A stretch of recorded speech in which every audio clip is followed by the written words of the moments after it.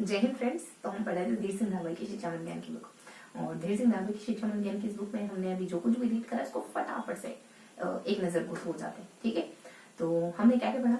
हाँ देखो, हमने कुछ पेज नंबर 88, 89 और 90 को पढ़ा। तो इन 3 पेज में जो भी ऐसी चीजें हैं या जो भी ऐसे कॉन्सेप्ट है जो आपके एग्जाम में पूछे जाते हैं, पूछे जा सकते हैं, उनको अपन क्लियर करेंगे। ठीक है, तो यहाँ हमने थोड़ा सा आकलन मापन के बारे में पढ़ा। इसके अलावा हमने बेसिकली इसके अलावा हमने 3 पेजेस पढ़े ना हमने। तो इसमें हम कुछ मूल्यांकन के बारे में पढ़ते हैं। ठीक है, तो फर्स्ट पेज हमारा थोड़ा सा मूल्यांकन की इन्फॉर्मेशन देता है, मापन की इन्फॉर्मेशन देता है। सेकंड पेज हमारा मापन के मूल्यांकन के बारे में बताता है। देन फिर हम लास्ट पेज में थोड़ा सा कुछ मूल्यांकन के बारे में देखते हैं, मूल्यांकन के प्रकार के बारे में। तो कुल मिलाकर हमको क्या पता चला कि इन तीनों पेजेस में हम मूल्यांकन के बारे में पढ़ते हैं। ठीक है, और थोड़ा सा मापन के बारे में भी देखते हैं। तो फटाफट से रिकॉल कर लेते हैं आज के सेशन की शुरुआत।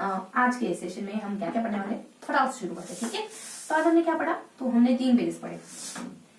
तो हमने कुछ 188, 189 और 19, ये तीनों ही पेज हमारे मूल्यांकन को डेडिकेटेड है। ठीक है, तो यहाँ हम थोड़ा सा मूल्यांकन प्लस मापन, थोड़ा सा मापन भी पढ़ते हैं। यहाँ पे प्योरली मूल्यांकन ही पढ़ा हमने, है ना। यहाँ पर भी मूल्यांकन ही पढ़ा, लेकिन मूल्यांकन के बारे में क्या क्या देखा, तो यहाँ पर इसके प्रकारों को जाना। ठीक है, तो यहाँ पर मूल्यांकन की विशेषताएं वगैरह और कुछ मूल्यांकन प्रक्रिया। ठीक है, तो थोड़ा सा प्रक्रिया और विशेषताएं करके, है ना। तो मूल्यांकन की विशेषताओं को थोड़ा सा अपन हाईलाइट करेंगे। ठीक है, बाकी यहाँ बेसिक इन्फॉर्मेशन, क्या परिभाषा वगैरह। ठीक है, तो 3 पेजेस में हमने मूल्यांकन के बारे में कुछ परिभाषा वगैरह इस तरीके से कुछ पढ़ा। ठीक है, तो यहाँ अगर हम थोड़ा सा पेज को रिकॉल करने की कोशिश करें, उससे चीजें देखो, विजुअलाइजेशन से चीजें जल्दी याद होती है और लंबे समय तक याद रहती है। पेज को रिकॉल करने की कोशिश करोगे ना, तो यहाँ अगर इस पेज को 2 हिस्सों में बांटो, तो यहाँ वाला पोर्शन मूल्यांकन की परिभाषाओं को डेडिकेटेड था। इसके ऊपर वाला जो पोर्शन है पूरा मापन को डेडिकेटेड था। बाकी बच गया ये वाला हिस्सा और ये वाला हिस्सा। यहाँ कुछ बहुत बेसिक जानकारियां थी, जैसे मापन मूल्यांकन में क्या अंतर हो जाता है। जैसे मतलब मैं आपको ना एक फिगर में बता रही ताकि चीजें आपको ऐसे ध्यान देगी। यहाँ कुछ पढ़ा हमने मापन के बारे में, यहाँ पढ़ा हमने मूल्यांकन की परिभाषा के बारे में। बाकी जो भी चीजें जैसे मूल्यांकन की क्या क्या विशेषताएं, मूल्यांकन के क्या उद्देश्य हो सकते हैं, मूल्यांकन बेसिकली क्या है ना। ये कुछ बेसिक बातें यहीं कहीं आसपास कवर होगी। मेन हमको ये दोनों देखना है, फोकस इस पे रखेंगे, चिड़िया के आसपास फोकस रखेंगे, है ना। इर्द गिर्द वाली बातें बिल्कुल नजरअंदाज करते चलेंगे। ठीक है, तो यहाँ हमने देखो मापन की परिभाषाएं पढ़ा, मूल्यांकन की परिभाषा के बारे में जाना था।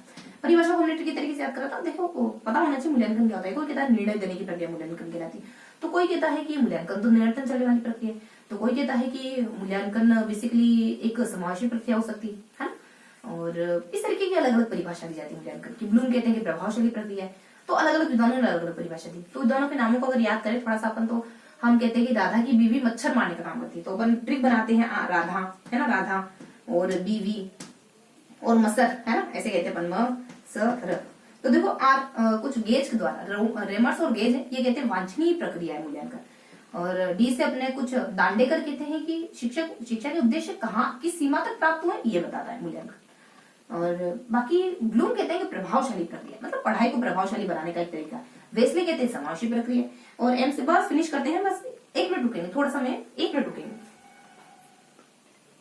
तो बस ज्यादा कुछ नहीं।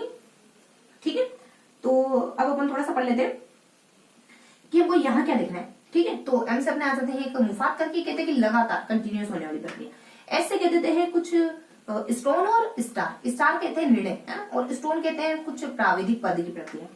और ये फिर पी आ जाता है ना, मसर, तो पी तो अपना पहले ही हो गया, है ना, रोमर्स करके है। तो ये रोमर्स और गेज कहते हैं कि वांछनीय प्रक्रिया, इसको साइलेंट कर लो। ठीक है, तो देखो यहाँ याद कैसे रखोगे, गेज कहते हैं वांछनीय प्रक्रिया।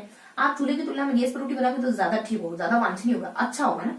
बाकी डी से अपने डांडे कहते हैं डंडे से मारा किसको, सीमा नाम की लड़की को। सीमा बताती कहां तक मिले उद्देश्य।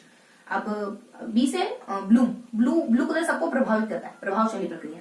वेस्ले वैसे वो लड़का बहुत अच्छा है, उसमें सारे गुण है, तो समावेशी प्रक्रिया, मतलब सारे गुणों का समावेश। पर ये चीज ये चीज उतनी अच्छी नहीं, है ना, कुछ भी जोड़ दो। मुफ्त कहते हैं, देखो मुफ्त में कुछ भी लो तो लंबे समय तक फ्री में नहीं लेना चाहिए कोई भी चीज, है ना। कहते हैं ना कि इंजन आवे देख के सिग्नल को सत्कार, पर घर पगनी मिल लो वना मान मनवा, इंजन आवे देख के सिग्नल को सत्कार। तो बहुत ज्यादा लंबे समय कोई चीज फ्री में नहीं लेते हैं, थोड़ा गैप रख के लो, ऐसा नहीं। तो स्टार क्या कहते हैं, आपने डिसीजन लिया 5 स्टार में जाएंगे ना जाएंगे नहीं। बाकी स्टोन, एक स्टार, हम ये स्टार लेते हैं, स्टोन कहते हैं पद, है ना, पद यानी पाद होता है, पाद होते हैं, है ना। तो मान लो आपके वहां किसी ने पत्थर मारा, तो ऐसे मतलब थोड़ा सा ध्यान रखिए। बाकी मापन के बारे में क्या होता है, देखो मापन की यहाँ प्रकार ध्यान रखते हैं थोड़ा सा। प्रकार कितने होते हैं, 4 तरीके के होते हैं, बस इतना ध्यान रखो। अंतराल, अनुपात, क्रम, शब्द, ऐसे ना। अंतराल देखो अनुपात हो जाता है।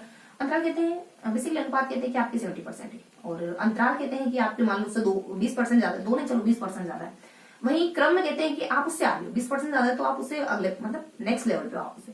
बाकी कुछ शाब्दिक में कहते थे कि आप अच्छे स्टूडेंट हो, ये कह सकते हैं। तो देखो इस तरीके से हमने कुछ कुछ टेक दे दिया ना, तो ये कहलाता है मापन, है ना। तो ये 4 तरीके का हो सकता है, अनुपात, अंतराल, क्रम, शाब्दिक, ठीक है, इतना ध्यान रखो। बाकी मापन की एक दो परिभाषा भी आती है, स्टीवंस कहते हैं कि अंक देने की, स्टीवंस कहते हैं कि अंक देने की प्रक्रिया। बाकी इसकी एक दो विशेषताओं में पता मतलब क्या होता है, तो मात्रात्मक, परिणामात्मक, ये सारी चीजें मापन में आ जाती है। मापन मूल्यांकन में क्या अंतर होता है, मापन एक छोटा कॉन्सेप्ट है, मूल्यांकन व्यापक कॉन्सेप्ट है। मूल्यांकन में कुछ एक मतलब ब्रॉड एस्पेक्ट है मूल्यांकन का, ध्यान रखोगे।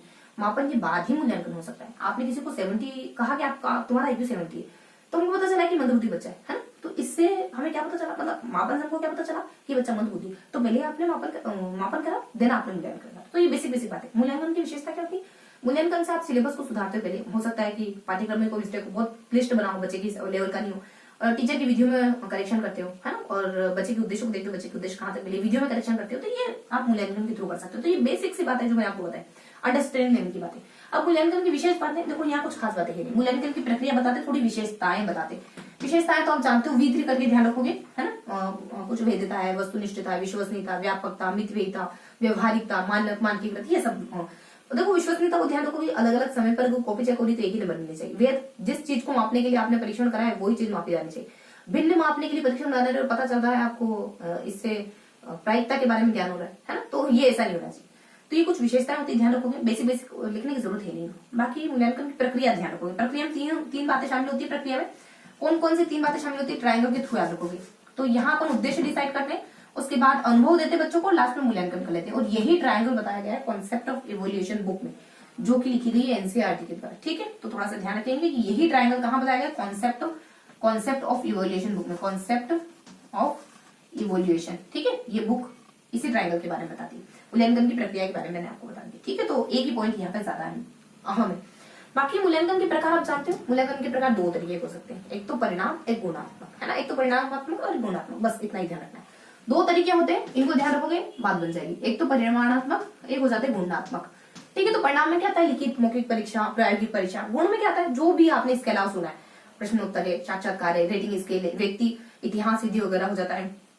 देन कुछ अवलोकन हो जाता है, घटनावृत्त हो जाता है ना। ये जो भी आपने जो कुछ एनेक्डोटल है ना, पोर्टफोलियो वगैरह, ये सारी चीजें गुणात्मकता में शामिल होती है। बुद्धि परीक्षण है ना, और कुछ व्यक्तित्व परीक्षण और अभिवृत्ति परीक्षण और अभिरुचि परीक्षण, ये सारी चीजें गुणात्मकता की कैटेगरी में आती है। इसके अलावा देखो मूल्यांकन की प्रकृति तो आप जानते हो। मूल्यांकन की प्रकृति सततता, निरंतरता, व्यापकता, शैक्षिक उद्देश्यों पर निर्भरता, बाकी चाइल्ड सेंटर्ड, है ना। मूल्यांकन की कुछ कुछ विशेषताएं भी होती है, ये आपको सूचना देता है, ये आपको कुछ ये आपको इंफॉर्मेशन देता है ना बच्चे के बारे में, और एक निर्णय प्रदान करने की क्षमता देता है कि बच्चा, अमुक बच्चा ऐसा है, इसके बारे में कुछ आप निर्णय दे सकते हो मूल्यांकन के बाद बच्चे के बारे में, ठीक है।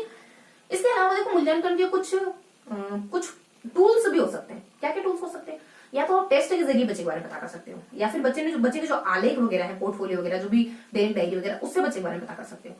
या फिर आप कोई प्रक्षेपी टेस्ट ले सकते हो। प्रक्षेपी टेस्ट जो बच्चे के उच्चतन के बारे में बताता, आपने बहुत सुना होगा, साइकोलॉजी पढ़े हरमन रोचा का शायद दबाव परीक्षण, कुछ TAT, CAT, इस तरीके के परीक्षण, शब्द साहचर्य, मुक्त शब्द साहचर्य, वो सब है ना। बाकी कुछ निरीक्षण वाले भी होते हैं, जो मतलब बच्चों को ऑब्जर्व करके भरे जाते हैं, जैसे कि जान सूची, है ना, और कुछ समाज नीति। बच्चे को देखते हैं कि बच्चा क्या कर रहा है, फिर उसको फिलअप करते हैं। देन इस तरीके की मेथड से भी आप बच्चे के बारे में पता कर सकते हैं। टूल्स होते हैं परीक्षाओं के थ्रू, बच्चे के लिए जो भी आलेख वगैरह बनाए गए उनके थ्रू, बाकी जो प्रक्षेपी विधियां उनके थ्रू, और निरीक्षण में आपने जो भी मतलब फाइलें वगैरह भरी हैं, उसको देख देख के कि बच्चा कैसे क्या एक्टिविटी कर रहा है, उसके थ्रू भी आप बच्चे के बारे में जान सकते हो निरीक्षणात्मक तरीकों से। तो ये 4 चीजें थोड़ा सा मेंशन कर देती हूँ कि इसके उपकरण क्या क्या हो जाते हैं, ठीक है। तो कुछ 4 उपकरण हो सकते हैं, बस फिनिश करते हैं सेशन को। जैसे कि एक तो जाते हैं परीक्षण वगैरह, है ना। एक हो जाते कोई आलेख वगैरह भरा हुआ होगा तो, ठीक है। एक हो जाते हैं निरीक्षणात्मक तरीके से जो भी आपने आलेख भरा, ये भी है तो हालांकि, लेकिन थोड़ा सा निरीक्षण, थोड़ा सा सेपरेट कर लेंगे इसको। उसके बाद एक और देख लेंगे अपन, प्रक्षेपी तरीके, कुछ प्रक्षेपी तरीके भी हो जाते हैं, है ना। तो इन 4 मेथड से आप बच्चे के बारे में जानकारी जुटा सकते हो। ये टूल है, ठीक है। तो ये था हमारा आज का सेशन, जिसमें हमने कुछ बहुत बेसिक से जानकारी पड़ी मापन और मूल्यांकन के बारे में। मापन में तो जरा सा पढ़ा है, मूल्यांकन में थोड़ी सी डिटेल देखी, ठीक है। तो ये था हमारा आज का पूरा सेशन, ठीक है। आई होप आपको चीजें क्लियर हुई होंगी। तो बस सेशन यही खत्म करते हैं। तो जाते जाते इतना ही कहूंगी कि बस मन लगाकर पढ़ाई करते रहिए, हंसते मुस्कुराते रहिए।